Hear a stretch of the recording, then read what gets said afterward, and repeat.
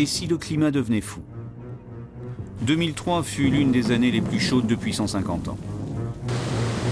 Les rivières débordent, la glace fond, la mer monte et les cyclones se multiplient. Chaque année, d'après l'Organisation mondiale de la santé, les catastrophes climatiques tuent 160 000 personnes de par le monde. Et sans doute le double d'ici 2020. Et si le climat était déjà devenu fou? Le dimanche 7 mars 2004, à 5 h du matin, le cyclone Gafilo frappe l'île de Madagascar. Des vents de 280 km/h traversent le pays d'est en ouest avec une force inouïe. En quelques heures, la deuxième ville du pays est quasiment rayée de la carte. Au total, pour l'ensemble de l'île, on dénombre plus de 700 000 sinistrés. Il s'appelle Grégoire. Il travaille pour une organisation humanitaire française et vient 3 semaines après le passage de Gafilo faire un état des lieux. Nous l'avons suivi sur le terrain. C'est le premier pont au sud d'Antala. Il a été complètement détruit par le cyclone Gafilo. Et il y a beaucoup de gens qui sont en train de travailler pour le remettre en état, pour permettre une communication avec les villages du sud. Là, on va en Dassibé, le village où est passé l'œil du cyclone, la partie la plus intense. À quelques semaines d'intervalle, 2 cyclones se sont abattus sur l'île de Madagascar avec des effets toujours plus dévastateurs. Sur la route d'Andassibé, des villages détruits, des paysages désolés, des vies brisées. Grégoire part à la rencontre des villageois constater l'ampleur des dégâts. Aujourd'hui, il a rendez-vous avec René, le chef d'Andassibé. Je viens d'Antala, là, j'ai vu Madame Camio qui m'a dit de venir vous voir. Quel désastre hein, quand on arrive chez vous. Voilà. Ici, il y a eu des morts et tout le monde a tout perdu.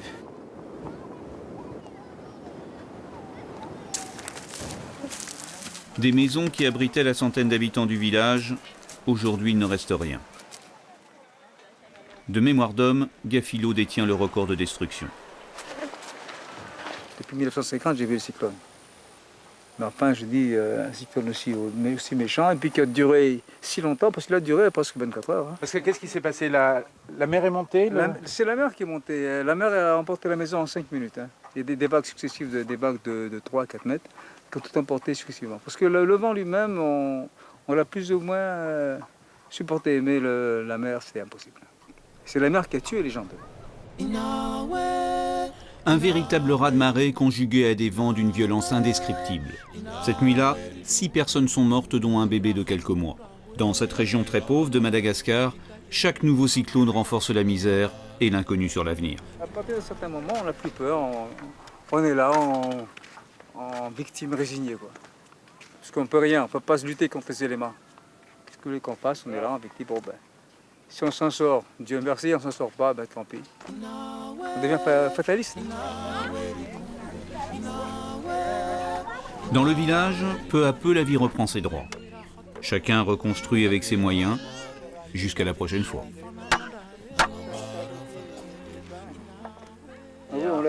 Ça, c'est sa fenêtre à lui ou c'est une fenêtre? C'est la sienne. C'est la sienne. Il l'a retrouvée dans la brousse. Il l'a retrouvée dans la brousse. Que comptes-tu faire maintenant? Je répare provisoirement ma maison, mais j'ai trop souffert et je vais partir. Tu vas aller où maintenant? Je compte partir définitivement pour aller un peu plus au sud. Et tu penses que tu ne seras plus atteint par les cyclones en partant d'ici?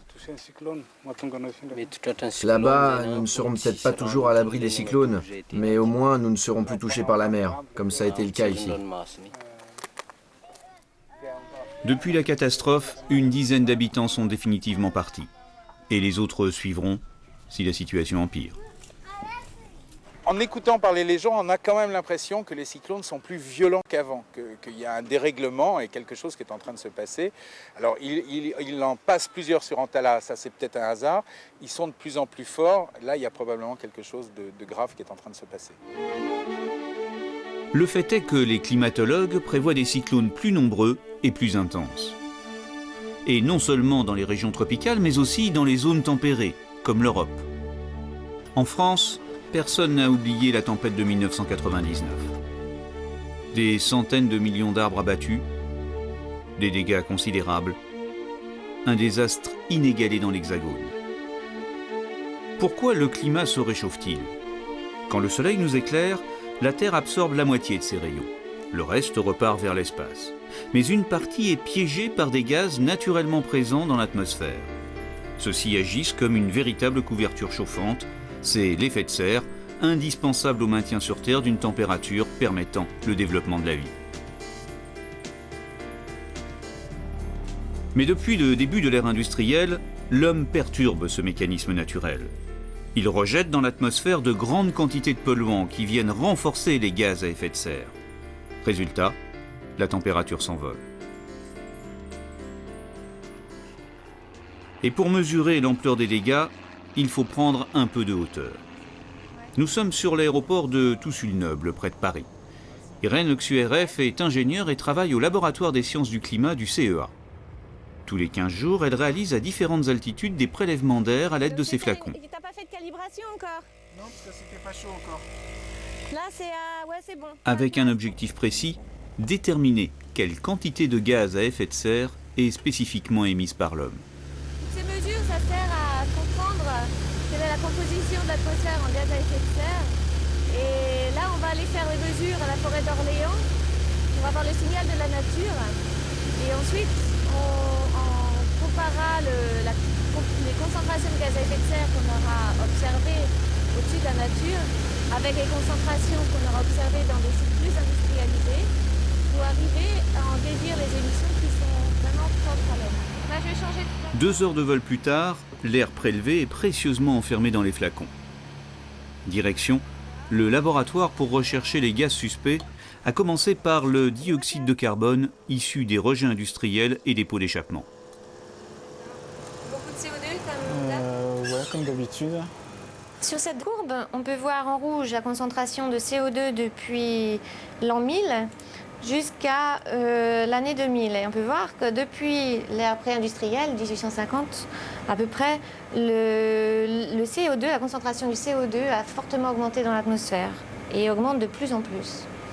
Et on peut voir en bleu que la température, elle aussi, augmente.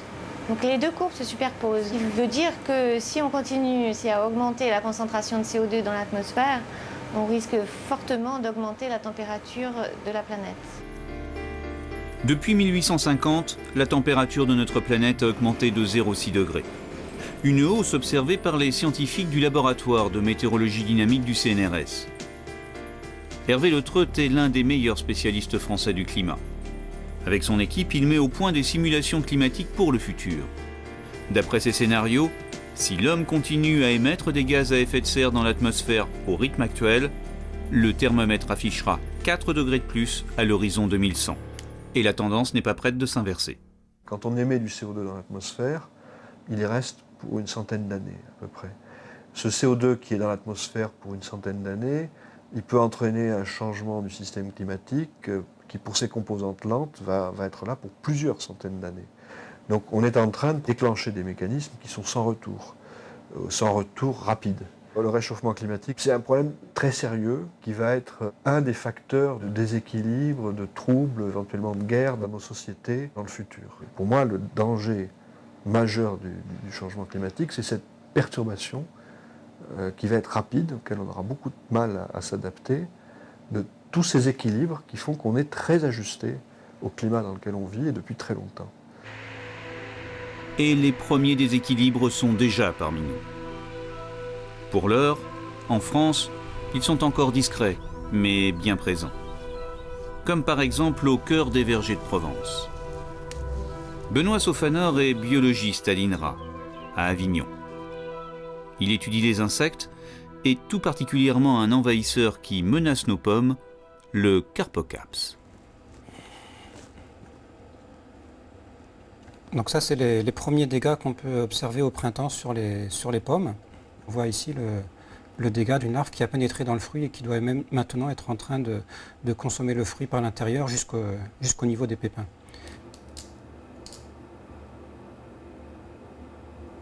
Là, je regarde si la larve est réussi à pénétrer dans le fruit. Et bien sûr, un fruit qui est infesté comme ça en début de saison est perdu pour la récolte. Particularité du Carpocaps, son taux de reproduction est étroitement lié à la température. On a eu un accroissement assez sensible des températures qui sont favorables à son développement depuis une trentaine d'années. Et cet accroissement lui a permis, en près de 30 ans, de passer de 2 générations annuelles à 3 générations. Au bout de 2 générations, ça fera à peu près 500 pommes de détruites. Mais par contre, si elle est capable de faire une 3e génération, ça sera 10 000 fruits et non plus 500 qui seront détruits par sa descendance. Et du coup, quelles seront les conséquences pour les arboriculteurs ? De faire autre chose que du pommier. Si on a vraiment un réchauffement qui est bien pire que celui qu'on a actuellement, on n'aura plus de pommiers dans nos régions. Avant qu'il n'y ait plus de Carpocaps, il n'y aura plus de pommiers. Pire, le Carpocaps n'est pas le seul à menacer nos arbres fruitiers. D'autres parasites attirés par la chaleur pourraient bien migrer jusque dans nos vergers. Ici, c'est la pyrale des fruits, donc c'est une espèce qui est très fréquente dans les cultures de pommiers au Moyen-Orient et qu'on retrouve également depuis quelques années dans le sud de l'Italie, qui fait des dégâts sur différentes espèces fruitières, y compris sur la pomme. Et depuis 4 ou 5 ans, on trouve cette espèce qui infeste les pommes dans la basse vallée du Rhône, donc entre autres dans la région d'Avignon. Il est possible que cette extension géographique vers le nord soit le signe d'une adaptation à un changement climatique. Si le mercure continue de monter, tout l'écosystème sera modifié et aucune région ne sera épargnée. À 10 000 km de là, la cordillère des Andes. Ici, l'impact du réchauffement est déjà largement visible. La planète a la fièvre et les glaciers s'évanouissent sous nos yeux. Nous sommes en Bolivie, sur la cordillère royale. Pas moins de 600 glaciers, dont certains culminent à plus de 6 000 mètres.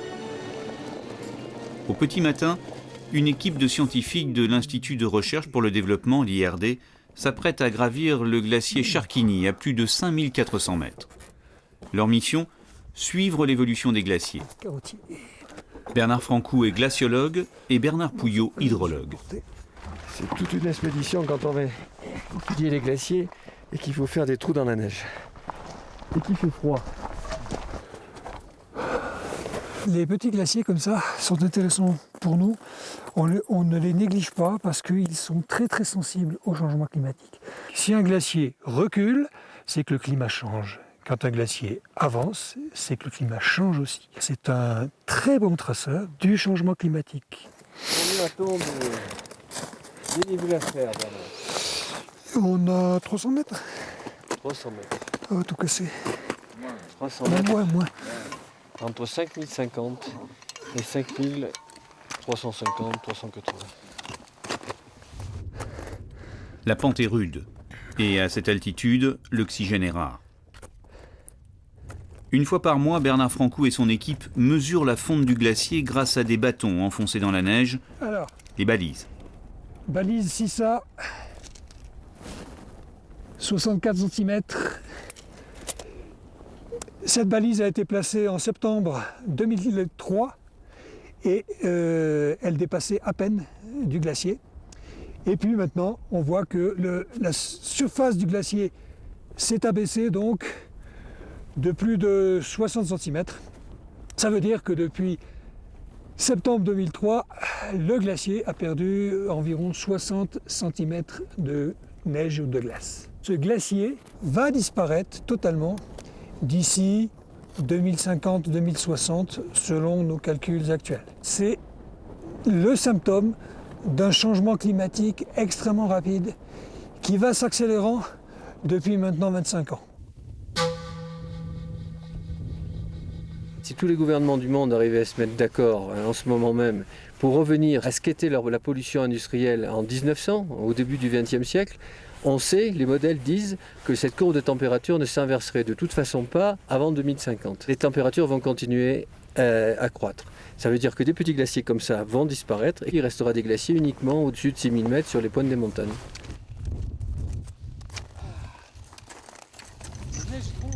Un peu plus loin, pour mesurer précisément la quantité de glace accumulée dans l'année, les scientifiques vont procéder à un carottage. À 5400 mètres d'altitude, ils ont le souffle court. On voit qu'on n'est pas dans les Alpes. Ici, on est 500 mètres au-dessus du Mont Blanc. Et donc, quand on fait tout exercice physique, ici, surtout les carottages manuels, c'est dur.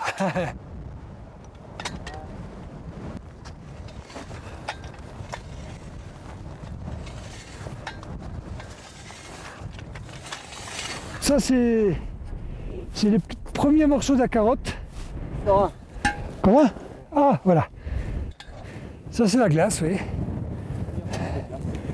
Une glace assez sale, plein de particules grossières, du sable, du silt, emporté par le vent. Et voilà. Donc on a atteint la glace, si bien que là, on a la couche de l'année. C'est-à-dire la couche déposée entre 2003 et 2004. Et c'est très très peu. Cette année a été très sèche. Et donc, il faut s'attendre à ce que, à partir de septembre-octobre, on ait une fonte extrêmement forte sur ces glaciers. Actuellement, dans les carottages à 6000 mètres, on a déjà trop de fonte dans surface. Et donc, il faut se dépêcher de forer quoi, les sommets des Andes, puisque les sommets des Andes, le plus haut, ils sont au-dessus de 6005. Et s'ils n'ont pas été exploités, ça sera trop tard. Centimètre par centimètre, plus on creuse, plus on remonte le temps. La glace est une véritable mémoire de l'histoire du climat. La glace est une sorte de grand livre ouvert. Ça nous renseigne sur l'état de l'atmosphère, sur les grandes circulations atmosphériques actuelles et celles du passé. Ça nous renseigne aussi sur les températures qu'il y avait il y a quelques siècles, il y a quelques millénaires ici. Et donc on peut reconstruire tout le climat. Glace pure, 9 cm 8. Diamètre. Ça c'est le fond, hein? Oui. Ces morceaux de glace recèlent des trésors, des mines d'informations que nous sommes en train de laisser mourir. Avec la disparition annoncée des glaciers andins, toutes ces archives s'évanouiront à tout jamais.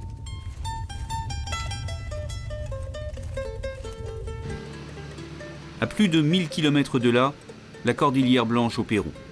Elle doit son nom à ses neiges éternelles.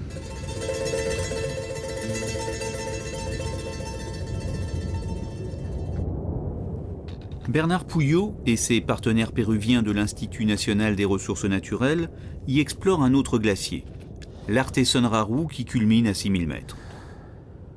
Et ici, la situation est tout aussi préoccupante. D'après toi, est-ce que le glacier d'Artesonraru a beaucoup changé depuis l'an dernier? Pendant l'été dernier, il n'a pas beaucoup plu. Et on voit bien que le glacier a beaucoup reculé. En plus, depuis, des éboulis de pierre et de neige sont apparus juste au pied du glacier. Je me souviens que dans les années 90-95, il y avait un contact entre ces deux parties du glacier.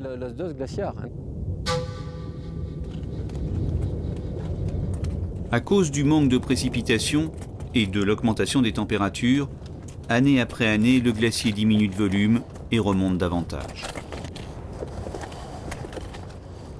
Bernard se dirige vers le sommet, observer l'importance de la fonte. On est en train de remonter le long d'une bélière. Il y a au moins 20 litres secondes qui passent en surface du glacier, alors qu'il est presque 3 heures de l'après-midi, ce qui est tout à fait anormal. Donc le glacier est en pleine fonte. Alors ce qu'il faut éviter à tout prix, c'est ça. Ça s'appelle une baignoire. Si tu mets le pied dedans, tu te retrouves dans l'eau jusque là.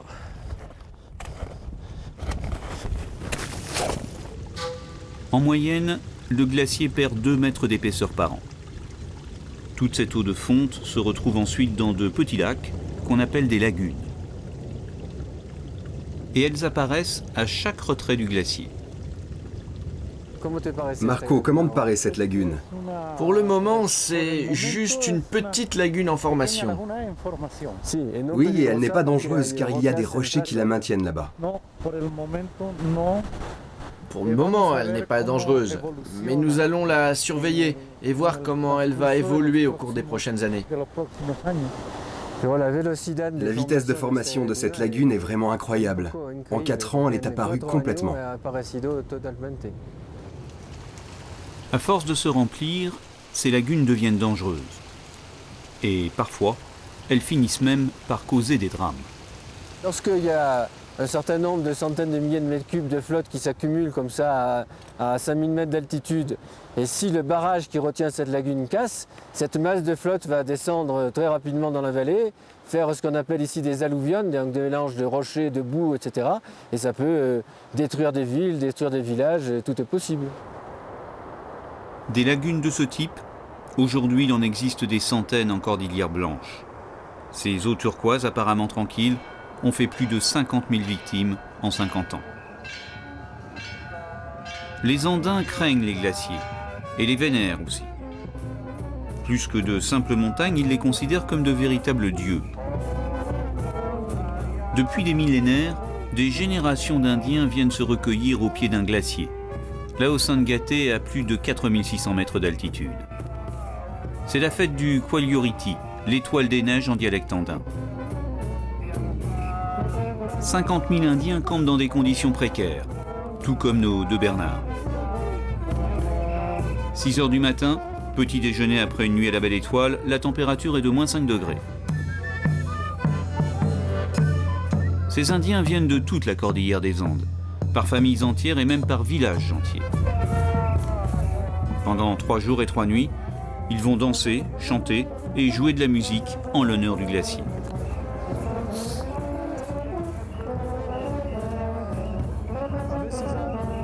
Nos deux scientifiques, cette fois-ci anthropologues, partent à la rencontre des Andins pour en savoir un peu plus sur leurs coutumes et surtout comprendre ce qui les lie au glacier.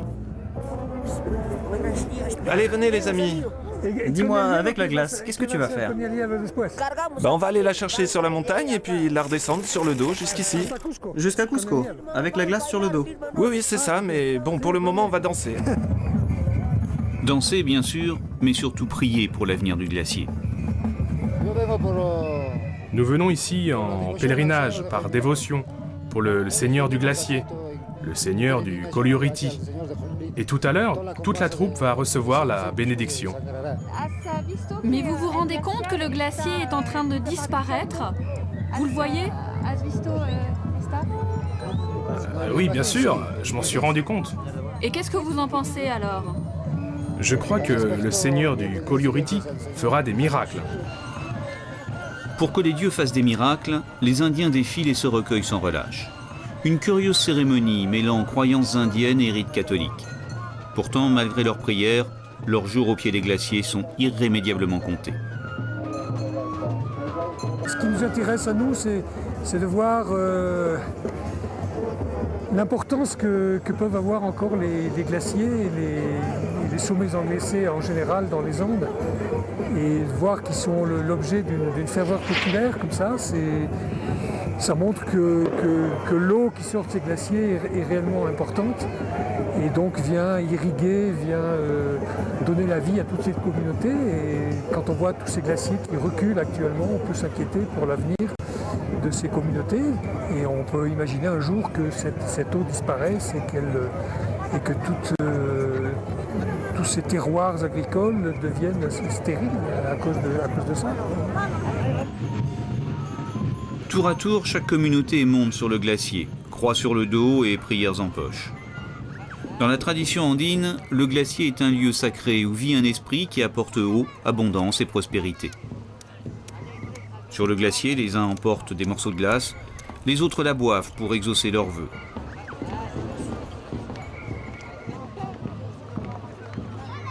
Mais leurs prières sont bien dérisoires face au dérèglement de la nature. Et demain, ces Indiens seront les prochaines victimes du réchauffement. Rapidement, on s'est rendu compte que ce qu'on pourrait dire sur ces glaciers, surtout ce qu'on pourrait prévoir sur l'avenir de ces glaciers, c'était déterminant pour la vie des communautés qui sont ici. Parce qu'ils ont parfaitement compris que le glacier, c'est la source de vie.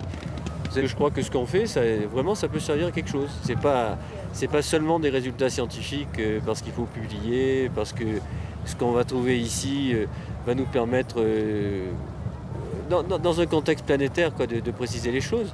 Mais parce que je crois qu'on sera vraiment utile aux gens qui sont ici. Alors évidemment, le diagnostic, il est sacrément mauvais, parce que c'est la disparition annoncée des glaciers. Hein. Plus ils sont petits et plus ils sont bas, plus ils disparaîtront vite. Mais ces glaciers-là, à l'horizon de 50 ans, il restera vraiment plus grand-chose. C'est-à-dire, en saison sèche, plus d'eau. Rien. Qu'adviendra-t-il des peuples andins quand l'eau viendra à manquer? À quoi ressemblera notre planète si le thermomètre continue de grimper? Au-delà du climat, c'est l'avenir de l'humanité tout entière qui est peut-être en train de se jouer.